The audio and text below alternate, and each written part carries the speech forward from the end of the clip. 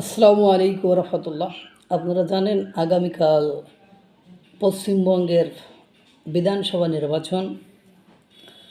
এই নির্বাচনে এবার হাড্ডাহাড্ডি লড়াই হবে এবং মনে করা যাচ্ছে বা সিচুয়েশন এমনভাবে তৈরি হয়েছে বিজেপি এবার ক্ষমতায় যাওয়ার সম্ভাবনা অনেক অনেক বেশি। যদি কেন বলেন তাহলে আপনাদেরকে বলি, আপনারা একটু সময় দিয়ে শুনলে প্রমাণ পেয়ে যাবেন। যদি আমরা আগের নির্বাচনগুলোকে ধরি, 2016 সালে যে নির্বাচন হয়েছিল সেই নির্বাচনে টোটাল বিধানসভার আসন হলো 294টি। পশ্চিমবঙ্গের বিধানসভার টোটাল আসন হলো 294টি। এর মধ্যে বিজেপি 2016 সালে আসন পেয়েছিল মাত্র 3টি, 1, 2, 3।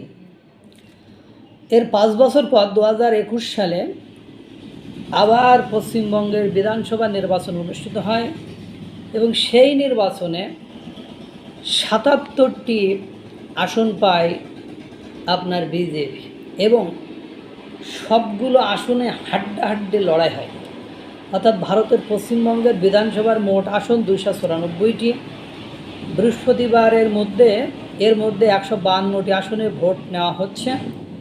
একই দিনে অবশ্য 234 আসন বিশিষ্ট তামিলনাড়ু বিধানসভার নির্বাচন হচ্ছে। 2016 সালে পশ্চিমবঙ্গের বিধানসভা নির্বাচনে বিজেপি পেয়েছিল মাত্র 3টি আসন। 2021 সালে সেই সংখ্যা বেড়ে দাঁড়ায় 77 এবং পরাজিত আসনগুলোতে সেই ব্যবধান কমিয়ে আনে বিজেপি। ফলে এবারের ভোটে পালাবদলের আশা দেখা যাচ্ছে। পরিযায়ী যারা তারা এক বাক্যে চোখ কান বুঝে এবার বিজেপিকেই ভোট দেবে মনে হচ্ছে।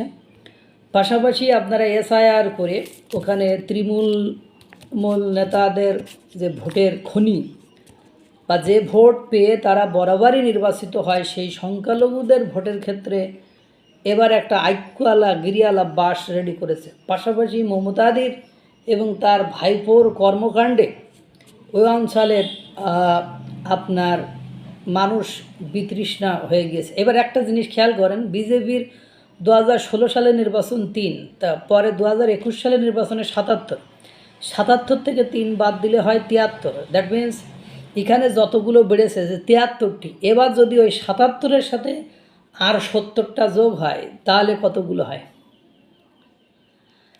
আর 77-এর সাথে আরও যদি 73টা মনে করেন আরও 73 বা 77টা যোগ হয় তাহলে আপনার হচ্ছে 70 70 140 আর 7 7 14 154টি।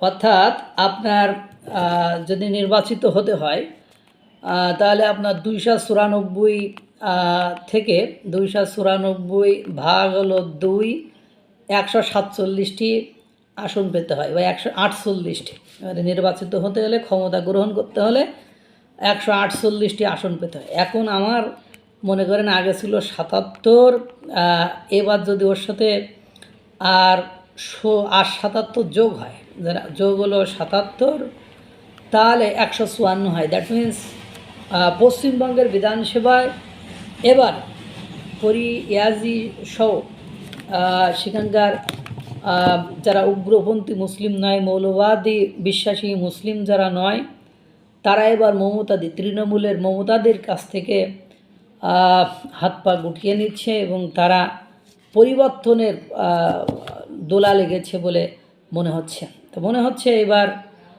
বিজেপি পশ্চিমবঙ্গের তাদের খরা কাটিয়ে প্রথমবারের মতো ক্ষমতার মসনদে বসে যাবে।